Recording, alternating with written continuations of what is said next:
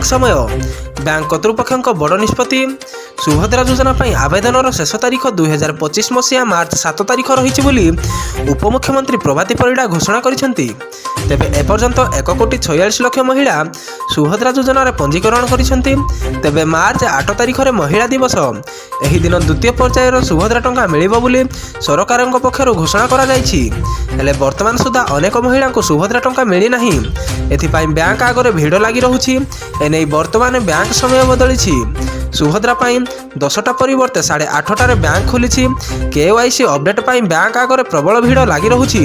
ଏହି ଭିଡ଼କୁ ଦୃଷ୍ଟିରେ ରଖି ବ୍ୟାଙ୍କ କର୍ତ୍ତୃପକ୍ଷ ଏହି ନିଷ୍ପତ୍ତି ନେଇଛନ୍ତି। ସୁଭଦ୍ରା ଯୋଜନାରେ ପ୍ରଥମ କିସ୍ତିର ତୃତୀୟ ପର୍ଯ୍ୟାୟ ଟଙ୍କା ହିତାଧିକାରୀଙ୍କୁ ପ୍ରଦାନ କରାଯାଉଛି। ହେଲେ ଏଥିରୁ କିଛି ମହିଳା ବାଦ୍ ପଡ଼ିଛନ୍ତି। ଏହି ମହିଳାମାନଙ୍କୁ ବ୍ୟସ୍ତ ନ ହେବା ପାଇଁ ଉପମୁଖ୍ୟମନ୍ତ୍ରୀ ପ୍ରଭାତୀ ପରିଡ଼ା ପରାମର୍ଶ ଦେଇଛନ୍ତି।